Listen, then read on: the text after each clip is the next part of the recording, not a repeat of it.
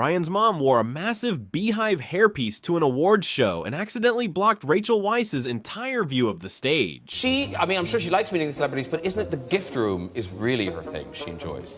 I don't want to out my mom like this. I will tell a funny story about that picture, though, which is that my mom was convinced that year by her friend that beehives were going to be all the rage. And if you didn't have a beehive, you'd feel embarrassed. And it turned out to be the opposite. It was a natural hair vibe that and my mom sat in front of Rachel Weisz, and her hair was so high that Rachel had to keep. Ryan wanted to give his daughter a magical New York moment. Bring the family to New York with you? I did. I brought my family. Yeah. My youngest daughter is a year and a half, and it was her first time in New York, and I brought her to the window in the morning, and I said, you know, sweetheart, welcome to New York. And 2 cars went smash.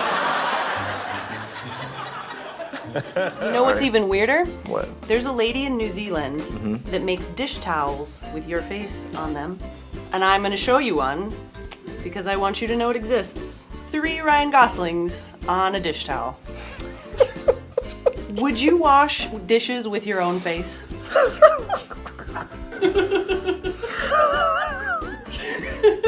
And I just have this in my house. How do you survive an interview with a legend? You start drinking. Music. You know, well, there's so much secrecy around this new film. What can you tell me about it? Obviously, you've told me that it's you having a drink. I think it's. I feel like that's where this is headed. That's what I did on set. I knitted this sweater. It's a nice sweater. It's Blade Runner inspired. I don't know what to say now. I don't know. Is this an interview or is this? All right, I'll go with you, Harrison. You're my man. You're my man today. Get out of the way. Thank you. Sometimes the interviewers are the ones who break him. Ken will always be inside of you. Like there might be. Is Ken inside of me? Always. Yeah. Always. Hopefully there's like a.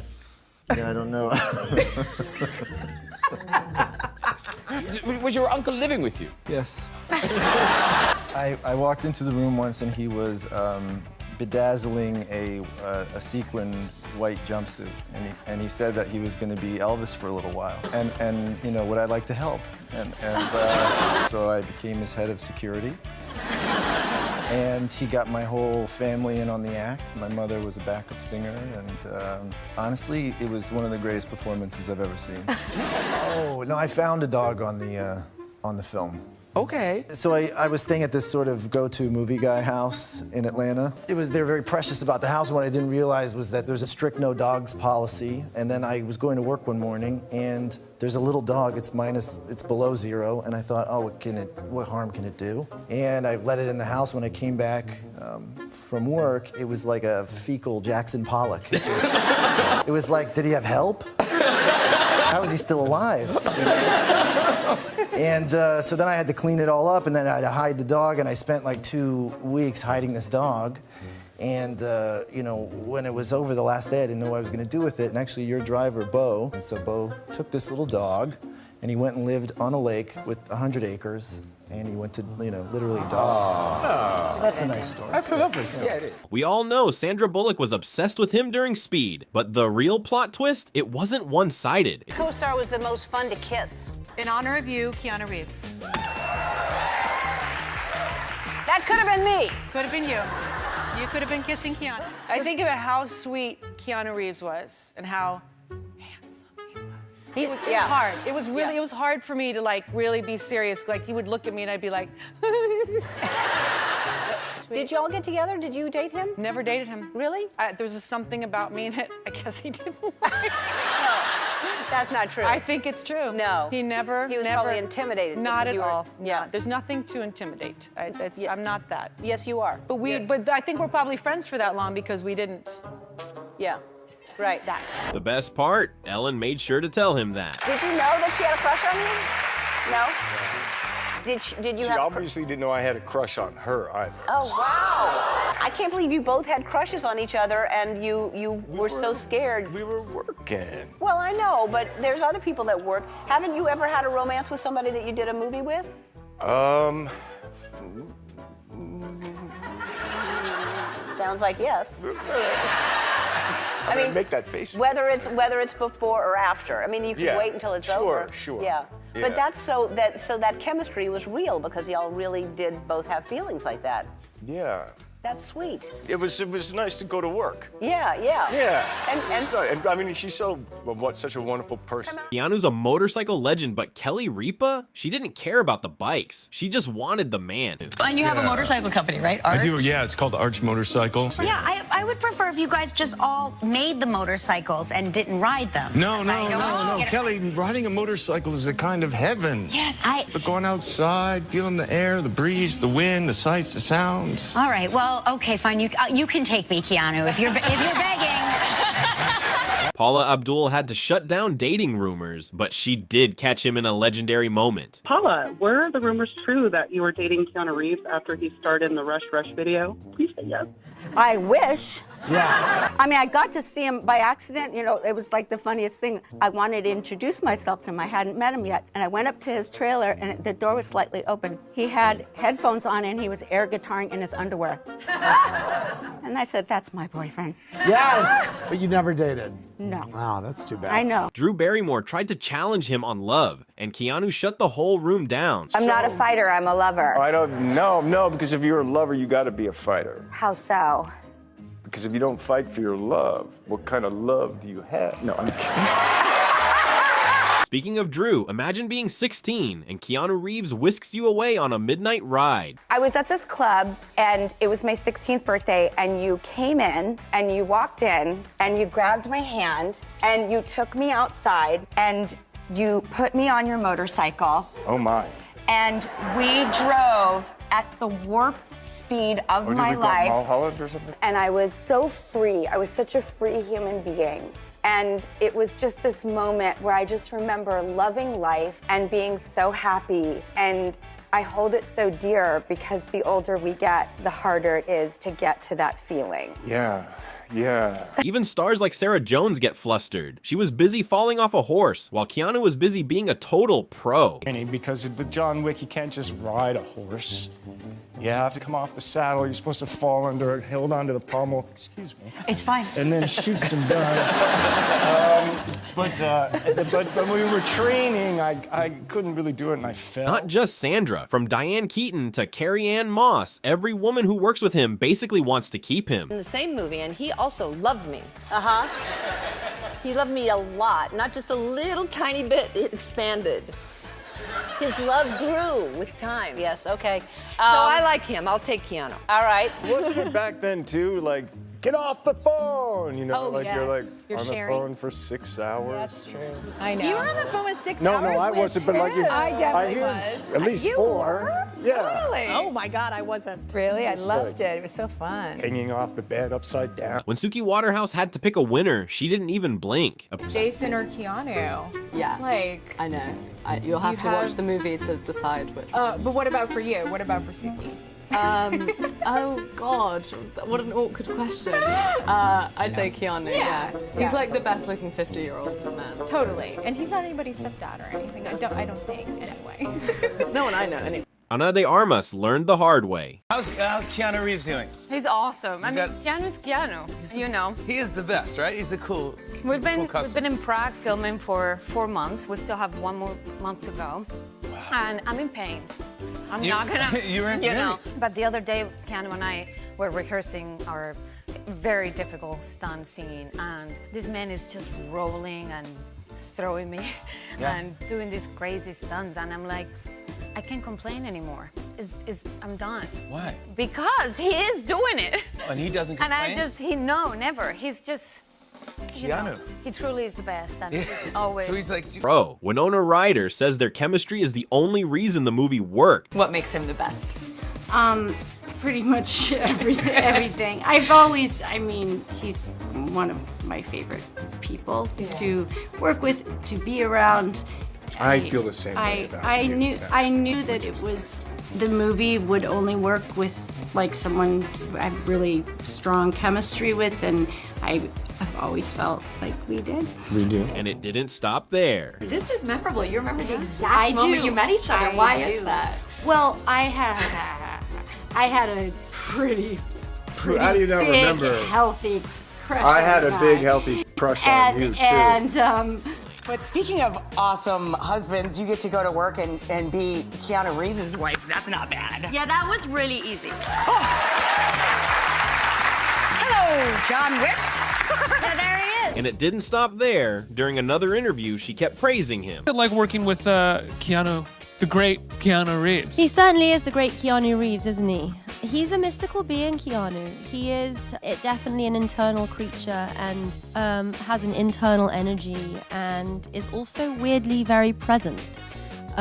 So I ended up stopping trying to analyze him or work him out and just pouring all my woes into his container of intelligence, and he was like my therapist. And you know, at one point I remember telling him, "Oh, don't tell anyone this, Keanu," and he said, "I'm a vault." And I was like, "Okay, now I'll tell you everything." And he became a kind of confidant because he is such a keeper of secrets. It's kind of what his energy is and what we know him for, is it being a kind of man who travels to other worlds. Just ask Katie Lowe's. One look at the slow-mo helmet removal and her knees were shaking. I know, it's crazy. I'm at my host stand, motorcycle pulls up, helmet comes off. Okay. It's a slow-mo hair situation. My knees start shaking. I'm having real reaction to like a celebrity, like how I feel about you. And then and he slowly walks up and he's like a male triangle, like perfectly shaped, and it's Keanu Reeves. Oh yeah, we had him on. He's so nice. Well, what I've heard is that he's the nicest. He's also like the nicest human ever. This He's is what so I've heard. kind. And I would like to pat myself on the back that I have a good You were radar for a attracted good to- guy. His soul, his That's spirit. good. He is so kind. I love the whole setup though. Arriving on a motorcycle, your hair in the wind. He I'm was like, the what? hottest. Before she was famous, Octavia Spencer was stranded in a dirty car. My car broke down at the middle of the crazy intersection at Sunset, and I had an audition, and my car broke down, and no one would help me because my car was so dirty until Keanu Reeves. He did? Yeah. Did he check your carburetor? I was looking terrible. I had sweatpants on and my favorite, my alma mater t-shirt, and it had holes in it. I wasn't wearing any underwear. It was terrible. Really? It was terrible. I was like, Did you recognize him right away? No, I didn't. He was on a motorcycle, and he had his little motorcycle helmet and sunglasses, and he's like, "Hey, you need some help." I was gonna have him, get in, and I was gonna push it. And he was like, "No, I'm gonna push you." And I'm thinking, "Oh, he's gonna touch my car." And this interviewer decided to prove to Keanu why he's so amazing. Two articles that have come out recently, and I want to kind of add to this, that you are the nicest guy in the world. Why did you That's just... ridiculous. Well, I mean, can I just Anyway, go... it's nice to hear, but it's not. Are But these- it's nice to hear. Are these stories true, though? You waited outside your own rap party for 20 minutes in the rain because you didn't want to make a scene about the miscommunication about getting let in. I don't recall that. Okay. And the bouncer's like... And you just didn't want to... Okay. No, I don't remember that. Once tried to party with the Star Wars cast, but the Force was definitely not with her that night. And I was like, yeah, this is fine. We're all co-workers. Like, I can just go. So I was like, be right back, guys. I'm gonna go say hi to the Star Wars dudes. And I approached their table and was like, and the whole table was just like, and so I realized while I was dancing, I was like, they have no idea who I am. And so I just turned around and walked back. Dying. Watching her and Chris Pratt trade insults is like watching two siblings try to dismantle each other's entire soul. You are so dumb that I consciously make an effort not to use compound words or words more than 3 syllables. How does it feel being in the stupidest Marvel movie? You were given an Oscar for Best Actress. You are such a bad guy. You are so old that your publicist is a registered nurse. Before our sex scene, I took 2 Pepto-Bismol. During our sex scene, I felt your dick rubbing into me. Sometimes she doesn't even have to say anything to cause a scene. A simple red carpet interview can turn into an accidental makeout session in 2 seconds flat. Hi. Oh my God, I'm sorry. Sorry, we just kissed on camera, and I liked it. When Stephen Colbert asked what she did during her 3-year break from acting, Jennifer gave the most honest and slightly TMI answer possible. What did you do? What was it? Did you have fun? What did you do for the last 3 years? I just have a ton of sex. Good for you. Good for you. Most people just get a normal crush, but Jennifer builds an entire alternate reality. I had a really big crush on you.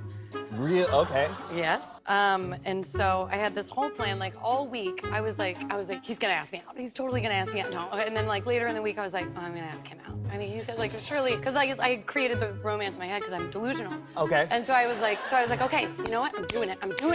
And so I'm getting a costume fitting, and I had this whole plan. I was gonna ask you out, and I was like, and I started, thank God, I talked to the wardrobe lady about it, and I was like, I'm gonna give him my number. And she was like, honey, he's engaged. I was like, cool, good talk.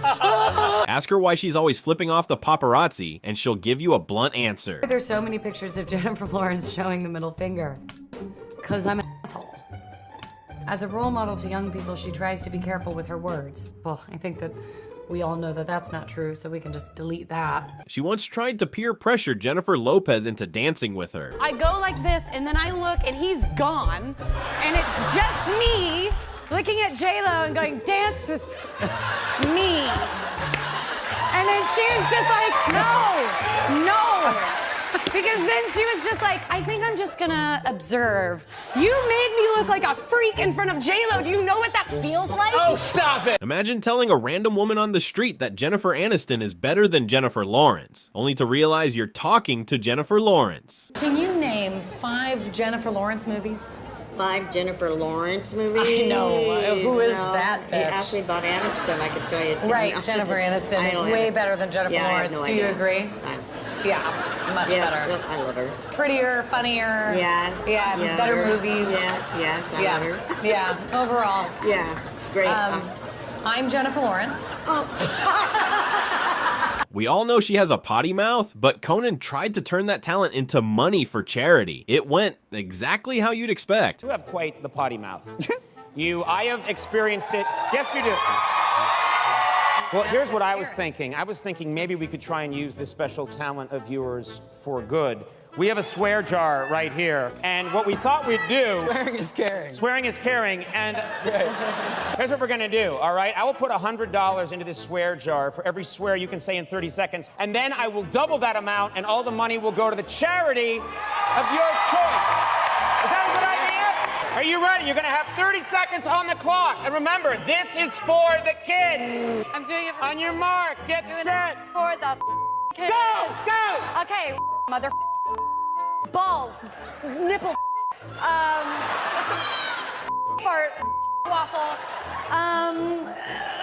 steak, burger, oh my God. strawberry sickle. What?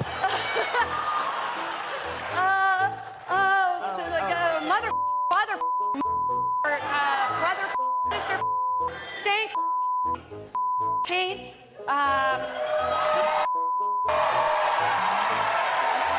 Her friendship with Josh Hutcherson is peak weird. Whether they're competing over who's more sick or discussing platonic colonics, they are truly a matched pair. I took the sickness to the utmost. To the next level. Yeah. Josh and I had the same thing, so I had to beat him. And I also don't want to get something again. No. I just don't want anyone to touch me. That's so selfish.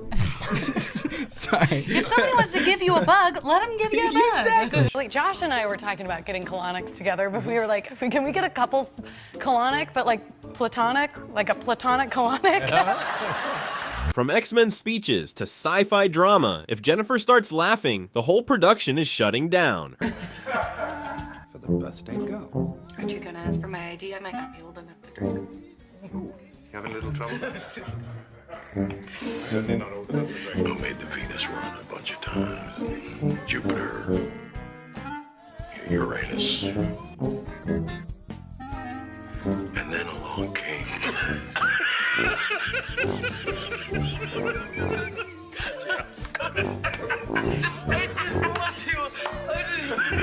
If she's on your set, expect a lot of ruined takes.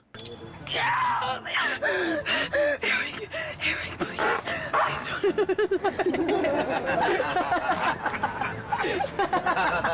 happens. Forget everything you think you know. All of it. Whatever your parents taught you. Forget it. Whatever lessons you learned in school. School's for yes. None of that matters anymore. You're my favorite. You're not students. You're not kids anymore. Unfortunately.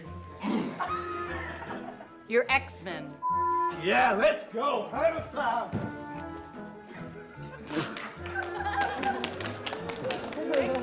She might be an Oscar winner, but when she meets a legend, she turns into a total fangirl just like the rest of us. Hope you got a fan here.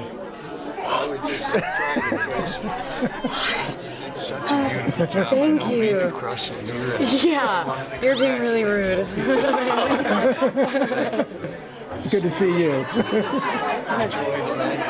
love genuinely. Oh my God, thank you. I loved all your movies. Oh really? Do I look like a new girlfriend? I thought about it. Most actors have a prepared speech. Jennifer just gets on stage and hopes someone asks her a question so she can stop feeling awkward. Hello. What do I do? I what? Wait, sorry. What do I do? I thought they were gonna be questions. Oh, good. Come on, ask questions. This is so awkward. Good. Hi. Jennifer looked at Kim Kardashian's high-end skincare and basically told her it looked like an airline logo. This is one of her products, which I think I have. Oh, never mind. No, I don't have that. I was posting it on social media and I was like, oh, this looks like a dildo. Yeah, I didn't notice because it was so white. Don Cheadle says he's 56. Kevin lets out a damn so loud it echoed through Don's entire career. And me, you know, I'm 56 years old. Damn! I'm sorry. Because it was a thought. No, seriously, it was a thought. It was a thought, and I blurted it out. I did not mean it that way. I'm fine. Okay, but just understand I didn't mean it the way it came. We'll take a poll on how you meant it with people here later after the show's over, but... I can sit up here and honestly say, buddy, that was from a place of love. Got it. Like, damn. You didn't... If we could play it back right now... Play it back. These are two different dams. Play it back in slow motion. There wasn't no... I said... There was no like... I said, damn. No, you said the word damn. Do you want me to tell you how you said it? I know how I said it, Don. Do you want me to say it back to you how I think you said it? Go ahead. Damn! Not true. Fam. I said, damn it. Each time you said it, now it's gotten quiet. But then Mark Wahlberg reminds Kevin he's no spring chicken, and the short king ego takes a hit. The young guy trying to achieve the success that you have already achieved. You ain't that young. Well, stop with everybody that's sort of a bit older. Let's just, wait a minute. Nobody. They do Don, a legend, so dirty like what the is that? Is that mushroom? Oh, Jesus. Oh, God, I thought Mike just ate a bowl of mushroom. Oh, my God. I almost on myself. Oh, I thought he took the whole thing. Them things Oh, in my like God. Jolly Ranchers, Mike, you huh? can't do that. Guys, stop the podcast. We got to get Mike to the hospital. It was blackberries. Everybody calm down. Oh, did you see me panic just now? Oh, God. Tom Brady thought a roast would be fun. Then Kevin brought up the jiu-jitsu coach. You can see the exact moment Tom's soul leaves his body. World knows that you left Bill Belichick high and dry, man. You left him, and then you went to Tampa, and you won a championship. But let me tell you something, people. Let me tell you something. That's what you got to do to maintain your happiness. You understand? You sometimes got to your coach. You know who else fucked that coach? Giselle. She fucked that karate man. Kevin doesn't just cross the line, he deletes it. Sofia Vergara tried to explain the hard work of playing a gritty role, but Kevin was already halfway through a joke about her being Colombian. He didn't say a word. His face just shouted, "Don't get high on your own supply." I went crazy about that story because, you know, I have this accent that is not that strong, but, you know, it sometimes not allows me to play every role that I want. And also I created this walk and I had to learn how to smoke and I had to learn how to do coke. So it was a complicated character for me. I feel you're being judged right now. Yeah, I'm Colombian, but we don't get high on our own supply. When Kim and Kanye split, Kevin did the math. Kim got the house, but Kanye got the Mercedes-Benz Stadium. Kevin's breakdown of Kanye going to bed under the bleachers is the roommate comedy we didn't know we needed. And the end of Kim and Kanye in real life. In the divorce, Kim got the house and Kanye got the stadium. That's right. When they separated, Kanye moved into Atlanta's Mercedes-Benz Stadium. This is actually Kanye's room. Let's take a look. He really did move. Yeah. Then he went to a game later that night that was on top of the stadium that he was sleeping up under. Yeah, but when they said, Kanye, what you about to do after this? I'm about to go downstairs and go to bed. What? Yeah, I'm about to go right to sleep. I ain't gonna do too much after this. I ain't trying to be up all night. I'm gonna go right downstairs and go to bed. Tell them they gotta wrap this basketball shit up. I got a big day tomorrow. The Rock and Kevin have the greatest frenemy bond in Hollywood. Kevin's theory? That iconic eyebrow raise isn't a flex. It's just people reacting to Dwayne's morning breath. Dwayne Johnson. Don't say it. Breath smells like shit on the regular. And nobody knows this. You wanna know where the eyebrow raise came from? It came from the reaction of people when he goes, hello. And everybody. Kevin's claiming that Stephen A. Smith doesn't have a single fan. No pictures, no debates, just a man talking to a wall. You occasionally, and they might want to just take a picture with you and say, congratulations, great work. With me, they want to debate. My life is hard. Well, Stephen, here's what I want you to realize. A, you're lying. Nobody comes up to you. Okay? Stephen A. Smith does not have one fan. Not one. There's never been a request for a picture. There's never been a request for a... Michael Jordan is the one man you don't mess with. Kevin tried. He roasted the high-waisted pants and the thumbprint mustache. I was with Mike, he's in the front row, and I start teasing him. I was like, man, what age do you get to where it's okay to wear your pants that high and nobody addresses it? I said, nobody, y'all telling me I'm the only one to think Mike's is past the legal limit for waist? But it was like fun jokes. And I said, oh no. He had like the little square mustache at the time. And I was like, what is that? I said, it looks like a thumbprint. Like you just smell something. And like nobody's laughing. Like they got to a point where nobody's laughing, right? I mean, no. He's looking like straight. He's actually giving me a look like, you gonna keep on going? Like you ain't gonna stop? Most people see an old photo and think, awkward phase. Kevin Hart sees a crime scene. When this photo of a 15-year-old Dwayne Johnson hit the screen on Ellen, Kevin didn't just laugh, he held an intervention. Big mustache, I looked like I was 48. Yeah. I was struggling. I was really struggling in high school. That's me in high school. But, whoa! But yes. Yeah. Don't laugh like that. Whoa! That's okay. Well, there's my picture. Whoa! What just happened? What do you, don't. What? Don't laugh like that. You look like a detective that's a DJ. Why you look I'm trying. When Kevin Hart took the stage at the big roast, he didn't just have jokes, he had a full-blown intervention for Snoop Dogg. Now look, Kevin's from Philadelphia, right? Just like Bill Cosby. And just like Bill Cosby, women can't tell when Kevin's inside of. He's called himself the D-O-double-G. That's right, the dog. Right, Snoop? Back in the day, the reason why he called himself the dog is because he was a dog with the ladies. It's true. Now he's called a dog because he sleeps all day in the sunspot in the living room floor. Isn't that true? Kevin talked trash to James Harden about his beard and his calves. Big mistake. I'll tell you a funny story. I pissed James Harden off. And I had a day off, so I decided to go to the Sixers game. James Harden is playing in the game. And the whole game, the whole first quarter, he's off. And I was like, you know why you off? Because you're in my city. Your beard stinks. I hate you. I was like, I hate your calves. I told him, I said, I think you got butt shots. I was saying a bunch of stuff to him. And he got mad. He said, remember all of this. He said, I'm about to cook you. And I said, you gonna cook me? Well, put me in a pot because I'm ready to be cooked. We're talking like I don't even know why he's paying me this much attention. Like at some point, I was like, James, this is very unprofessional on your behalf. Big mistake. Harden dropped 55 points, won by 30, and spent the last minute of the game just staring Kevin into the shadow realm. Play stupid games, win 55-point prizes. 30. And with like a minute left, he was dribbling the ball, standing in the half court, and he was just staring at me. And he goes, tell your team what you did to him. And I said, you keep your mouth shut and stop this. From breaking his co-stars to traumatizing paparazzi, here's why nobody survives an encounter with bully Maguire. Careful there. I will. Even Andrew Garfield wasn't safe. During an interview, Andrew pushed him just a little too far, and for a split second, the real Peter Parker came out. While at first I didn't, with First I didn't. Wham! Then I started to do that. Yeah, that's correct. No, the way to get your boots on, I'm gonna put some dirt in your eye. If there's one thing Tobey hates more than a bad script, it's a camera in his face. He's developed a literal spider sense for paparazzi. His only positive interaction with one? Watching them get hit by a car. Careful there. I will. Then there's the time he and Carey Mulligan completely broke during a Great Gatsby presser.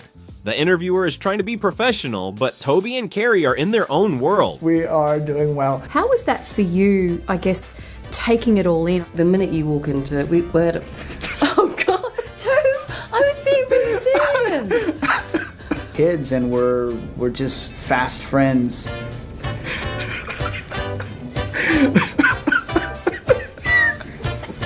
On set, he's a menace. Whether he's sneezing through serious takes or scaring the life out of his co-stars during dinner scenes, once Tobey starts laughing, production stops. And I were just having dinner here. Oh. Hello, I'm going to Hi, Peter. You can still see a little bit of venom in him when he's off script. To an English pub where they're serving hard cider and yelled out, "This cider house rules." You know me so well. He also knows exactly how to mess with reporters. He'll look a guy in the eye, tell him he's his favorite interview of the day. You're my favorite interview of the day. Excellent! Everybody that's on tape, right, Diane? Wait for the guy to feel special, and then drop the hammer. I've only said that to 9 other people so far this morning. That I understand, and you probably will say it to another 30 people today. But when he's in a good mood, he's a legend. He once ran into a fan named Benji. Benji. Hey, Benji, how's it going? Gavi. Say it again. Gavi. Juan. Aura. And my whole motherfucking family. My whole motherfucking family. He's also a low-key comedy king, whether he's doing a weirdly accurate Keanu Reeves impression on SNL. Keanu Reeves has an impressive negative $32,000. I know Kung Fu. Or finding grammatical loopholes in mean tweets to prove he's not a hamster in a robot suit. The man's wit is lightning fast. Tobey Maguire is just a hamster in a robot. Not me, though, because it's spelled differently. His best work, though? Pranking his own wife. When they named their son Otis, Tobey filled out a fake form spelling it O-A-T-I-S. He filmed her having a total meltdown over the name Otis before revealing the truth. So we spell Otis O-T-I-S, but I spelled it O-A-T-I-S on the form and brought it back to my wife and was acting very innocent, like, oh, I'm so excited, it's official, look. O-A-T? It's O-T-I-S. Are you crazy? Oat-is? You spelled his name wrong. Are you kidding me? Even Natalie Portman got played. They had a pact to stay vegan on set, but Tobey was secretly cheating with chocolate the whole time. Really? Yes, it was. That's awesome. Mm-hmm. And it was Too vegan. One of the reporters just told me that you eat chocolate sometimes. Oh. Guys, calm down. Seriously. Things got legendary on Jay Leno when Howard Stern tried to get Tobey to admit he got aroused during love scenes with Charlize Theron. Let me ask you a question, because I did a movie. I did love scenes with women, and I got fully aroused during these scenes. I'll be honest with you, Jay. Might have ended my marriage, I don't know. But when you're with a Charlize Theron, what happens to you, specifically in that area? Did you get aroused? Not really. Tobey didn't flinch. He just pointed out his girlfriend was backstage and basically told Howard to simmer down before things got physical, channeling his own classic SNL sketch. Hey, listen, my girl's backstage. I can't be talking about that. But your girl better wake up. This is life, honey. Believe me, 2 years, he's gone. Bring her out here. Not even Tobey can handle the cringe of the Spider-Man 3 dance. Watching his own rehearsal footage, he looked like he was in physical pain, shouting, "It hurts me all over." Oh no! Oh God, I can't take it. Ouch! Oh, it hurts me all over. For years, he and Kirsten Dunst tried to keep their romance a secret. He denied it to Howard Stern's face, until a fan called in and caught him red-handed, describing exactly how they were making out at a Coldplay concert, busted on national radio. You're on with Tobey Maguire, the stars. You're freaking busted. You were sitting right in front of me at the Coldplay show at the Wiltern in LA, and you had your hands all over her, dude.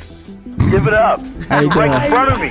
You're Look at that you had grin. a Tennessee hat on. How? Tobey Maguire making out. And if you want an autograph, good luck. Tobey's logic is simple. If you're trying to flip his signature for cash, he's not interested. He thinks not signing makes him look cooler. And honestly, he's right. You are the worst guy to approach for an autograph. What is that all about? I'm like living my personal life, and people who want to make some money off of my signature, I don't really take any time for Are that. you like me? If you're around hot chicks, you will sign autographs to make yourself look good? I think it's just the opposite. See, I do. If you don't sign them, you look even cooler. To top it all off, he once went to Japan and immediately attacked the Japanese Spider-Man on sight. No context, just vibes. Because at the end of the day, there's only one Tobey Maguire.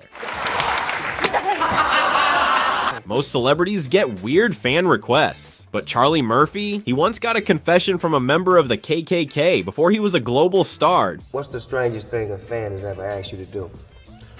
A man in the KKK came up to me and said, "You know, Charlie, I usually hate, but ever since that Dave Chappelle show came on, you and Dave Chappelle make me and Bubba love every Wednesday night. And I'm never gonna be..." Filming with Robin was a professional hazard. Co-stars often found it impossible to get through a scene without breaking. On the set of Night at the Museum, a simple moment about self-reliance turned into a hilarious breakdown over split pants. Pleasure to meet you, Lawrence. Key to self-reliance is a vigorous life, and my pants are split so hard I can actually see. So that means I'm in charge of all of this? I'm in charge of...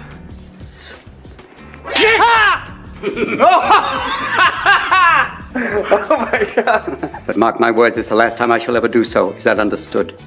Yeah, I mean... Yes or no?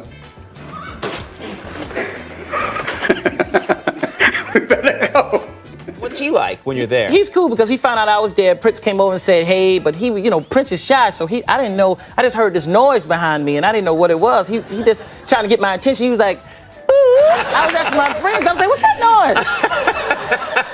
He was like, "Ooh." He said, "Man, that's Prince trying to get your attention." So I turned around and I was like, "Hey, Prince," he's small, so I was like, "Hey, Prince, how you doing?" And he's so short you can see his feet on his driver's license, but he's short. He was like talking to me, but he was licking on his fingers when he was talking to me. I was he was like, "How you doing? You like the show as a girl?" Thank you for coming, Chris. I love you. You're funny. I was like, "Why are you screaming, man?" Being Chris Tucker means having a contact list that shouldn't exist. Yeah. You know everybody? I kind of do, you know what I mean? Okay, how about like Stevie Wonder? You know Stevie Wonder? I know Stevie. Stevie's, oh man, he called me. Keep trying. You're gonna have to go way deep into Stevie Wonder. I know, but you know Stevie. I was that's like, so cool. Muhammad Ali is one. He was like, "Yeah, I met Muhammad. I know Muhammad Ali." Muhammad Ali? He said, "You a funny mother Tucker." I said, "Oh, did he really?" Met Mandela. Oh my God. Went to Africa, and he was like, "Where is Chris Tucker?" I want him to meet my grandkids. At the People's Choice Awards, the second he spotted Tom Cruise, the script was dead. He launched into a high-energy love letter to Tom's looks and acting. I think, yo, I love you, Tom! Tom, I love you, Robin! Raymond, you like Tom? Yeah, we're good friends, yeah. Tom Cruise, yeah. A lot of awards, yeah. 304 votes, yeah. You're a vampire now. Damn, you look like a before and after commercial. Hey, thanks to this incredible implant, you can become Tom Cruise. Damn, the boy's pretty. I love him. I walked 15 miles in the snow to stand in your garbage. You're a pretty man. And a damn good actor, too. Can I ask you a question? Ricky once claimed he single-handedly destroyed Johnny Depp's career by insulting the movie The Tourist. Our first presenter was the biggest movie star on the planet, but I insulted his film The Tourist, causing his career to plummet so far that he was forced to work with me on my new show, Life's Too Short. Please welcome the man who will wear literally anything Tim Burton tells him to, Johnny Depp. It's real. You can have some. Just checking. Yeah. And be honest, are you on recreational drugs? I'm joking. No, that's not the question. And we all know the answer. Have you seen The Tourist yet? No. Depp eventually got his revenge on a BBC special, reading jokes about Ricky's nasty teeth and saying people only dislike Ricky because it saves time. No one makes fun of Tim Allen on my watch. Here are my jokes. What is nastier than Ricky Gervais's jokes? His teeth. Why do people take an instant dislike to Ricky Gervais? Because it saves time. Now this is from Angelina. Tell Ricky Gervais that me and Brad have a picture of him on our mantelpiece because it keeps the kids away from the fire. No bond compared to his time at the movies with the King of Pop. Do you ever go in public anywhere with Michael Jackson? Because what's that like? You know what? We go to the movies sometimes. We go to the movies. Both of us like going to the movies. So we go to the movies, but it's hard because Michael got to sneak in the movie right before it starts. So Michael come in there like with a ninja suit on. He's hiding and all black. All of a sudden, I'm sitting there, where's Michael? And then I turn around. He's like, hey, Chris. I'm like, oh, man. How long you been here? About 5 minutes. And then all of a sudden, we watching the movie. He's the loudest person in there. Really? You know? Yeah, he's watching the movie like, hee. I say, Michael, would you shut up before people see you? Jack is trying to say here is he's so happy to be here he could drop a log, really. Tell him, Jack, tell him like it is, buddy, because you're the Buddha of show business. Take it home. Before pivoting into a joke about a dress and spanking.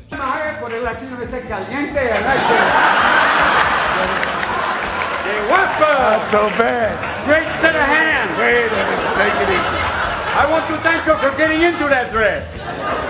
Until he got here, I couldn't think about anything but spanking Jillian Hall. I don't know what happened to me. They sent this home to me at night. I just went off. He'd even do a bit for the deaf community just to keep the chaos moving. That's for the deaf now.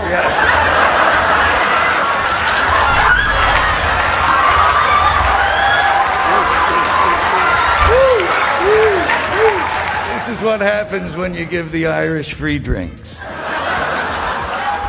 He'd then turn his sights on Al Pacino, doing an impression so spot on that even Pacino himself couldn't stop the famous out of order rant from taking over the room. I have that voice. Annunziato.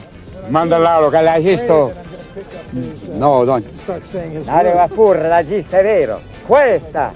I'm out of order. You're out of order. Playing basketball against Prince. It's the only time in history a man in ruffles and heels absolutely dominated on the court. Years later, Charlie proved he wasn't exaggerating. And I had the Jerry curls coming out, and I had my slick to the side and all that. And Prince came in. That's when Purple Rain came out, and Prince was the, you know what I'm saying? Prince had on it was like a Zorro type outfit. It had the ruffles that come down the front. Prince started talking to my brother. Hello, Eddie Murphy. Prince, what's up? Well, would you like to come to my house and listen to some music? Ooh, that's cool. Fruity, get the car. This bores me. Is anyone up for a game of basketball? How about you and your friends versus me and the revolution? And I'm like, this is gonna be some funny ass shit. So they come out, right? And I look at them and they still got on the same shit they was wearing at the club. I mean, I kind of learned something that day. They never judge a book by its cover. This cat could ball, man. Prince, you got a towel, man? It's kind of hot out here, man. Game. Blouses. You don't believe me? You think I'm making it up? Challenge him. All right? And make sure your people is there to see the game. Because you might get embarrassed. Trust me. Chris even tried to jump into a private recording session with two of the greatest to ever do it, but he quickly found out where he ranked in the harmony. One time I did something real cool with Michael, though. I went over Barrett Gibbs' house from the Bee Gees. You know, Barrett Gibbs. I was like, damn, this is fly. And all of a sudden, both of them started singing. They were singing How Deep Is Your Love. I said, God damn. It was just me and a dog looking. The dog was even surprised, like, damn, this is fly. Right here, man. I said, you see this? Yeah, I see this. So they started singing. Michael started singing first, man. I never heard him sing live before. He was like, how deep is your love? How deep is your love? I really need to know. And then Barrett came in. I believe in you. And then I got caught up and came in. Come to you on a summer breeze. And you know I deserve, and you know it. And Michael was like, Chris, no. Favorite target? Steve Carell. Ricky never let Steve forget who actually created The Office. He's amazing as the bumbling office manager. Where does he get his ideas from?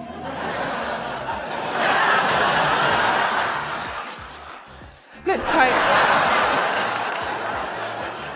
pay him hundreds of millions of dollars and put him in every movie. Our next presenters are two of the funniest people in America. She stole the show on Saturday Night Live, then went on to create, write and star in her own show, 30 Rock. He was a jobbing actor, career not going that well if I'm being totally honest, who got his big break when I cast him in a remake of a show that I created called The Office. He's now leaving that show and killing a cash cow for both of us. Please welcome the wonderful Tina Fey and the ungrateful Steve Carell!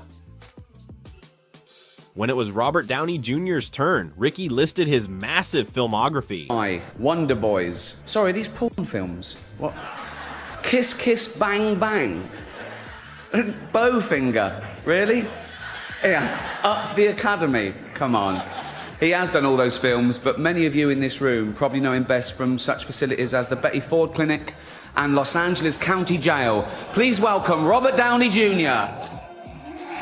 Robert fired back, calling the vibe of the show mildly sinister. Aside from the fact that it's been hugely mean-spirited with mildly sinister undertones, I'd say the vibe of the show is pretty good so far, wouldn't you? And we was going out to, I think it was Century 21 over there, that area was a club over there. He said, yo, man, you want to wear this jacket tonight?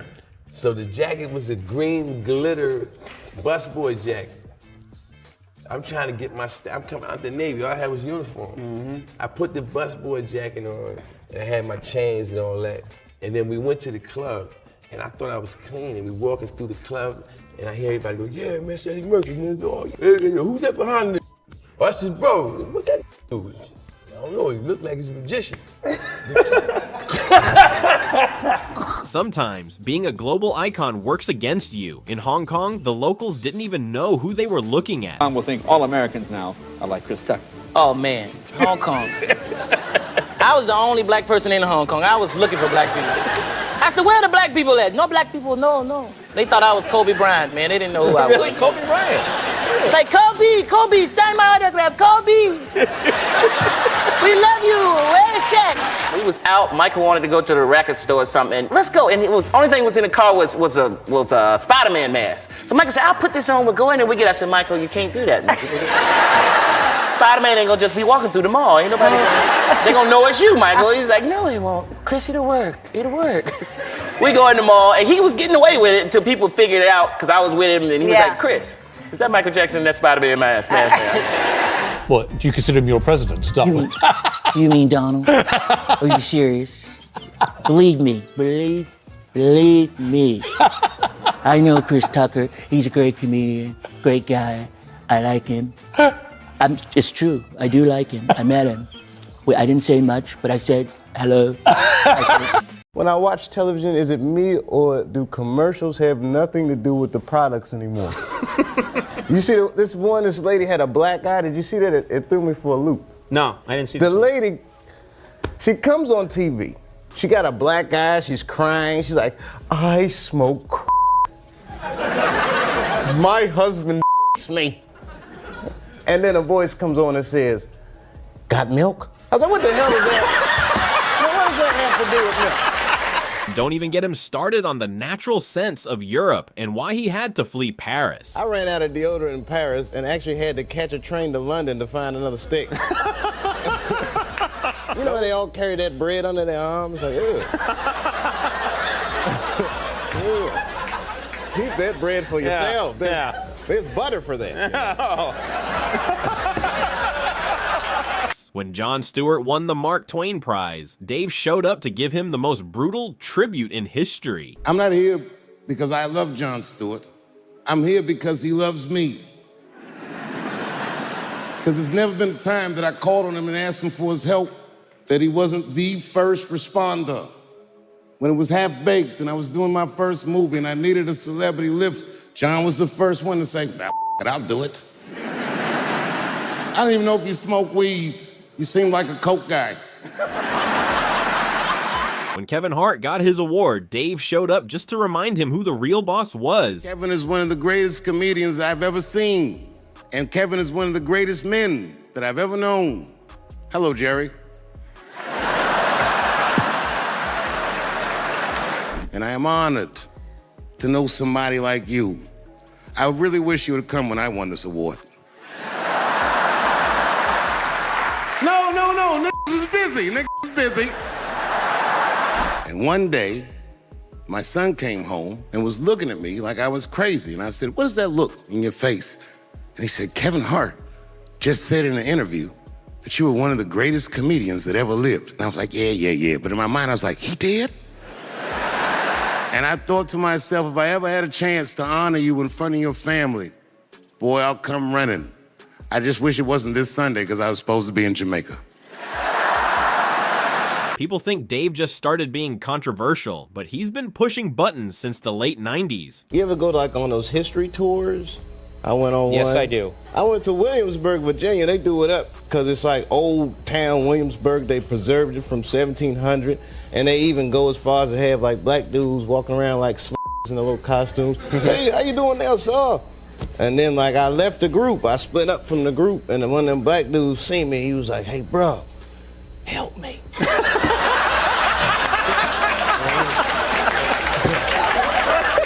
Then came the moment that shocked the entire industry. Dave walked away from $50 million and vanished to Africa. When he finally sat down with Oprah, he addressed the rumors that he had completely lost his mind. I was doing sketches that were funny, but socially irresponsible. So did you go to a psychiatric hospital? In South Africa? Yeah. Huh? Oh, yeah, that's right. I was so... I'm only asking because I need to ask. I gotta get people thinking, all right, who goes from America to Africa for medical attention? His first stop back on late night was with Conan, where he addressed those mental institution rumors with total absurdity. People were saying, where's Dave? Where's Dave Chappelle? Where's he going? And then it turns out you took a trip to Africa. Is that true? Yeah, it's true. Yeah. I tell you, you hear a lot of black people say this. Like when you go to Africa, especially your first time, you have this overwhelming feeling like you're home, which is true. I had that feeling like, man, this feels like home. I think I felt that way because there's a McDonald's in the airport. And next thing I start hearing all the stories like comedian Dave Chappelle's in a mental institution in South Africa. And I was like, man, I must be losing my mind. Yeah. Because I thought this was the beach. You can't mention Dave without his legendary characters. From Rick James to Tyrone Bigham, he owned the culture. Even Prince had to admit that Dave's portrayal was so iconic, he actually used it for his own art. I ran out of deodorant in Paris and actually had to catch a train to London to find another stick. Those people love to stink. And that's all. What do you mean they love to stink? It's not something you do for the weekend. That's their culture. This is my natural juices. They talk about this. I don't know why they all carry that bread under their arms. Like, ew. Ew. Keep that bread for yourself. There's butter for that. A lot of our friends are like corporate. So they always get on. They're like, how could you just raise kids? I mean, you're a college-educated woman. But they don't understand how powerful she is in the household. I have the money. She has the... You understand? Yes, I understand. So we go to this strip club, and I'm smoking a cigarette in there. Yeah, I figure I'm famous, maybe I'll get away with it. So the stripper comes up, stripper. She says, sir, could you put that cigarette out? I'm gonna have you thrown out of here. You have your gonorrhea infested in my face. You know what I mean? It's like, you started it. There's an idea that if you become famous, that means you did something gay. Well, Jimmy, I'd love to answer that question. Don't answer it, Michael.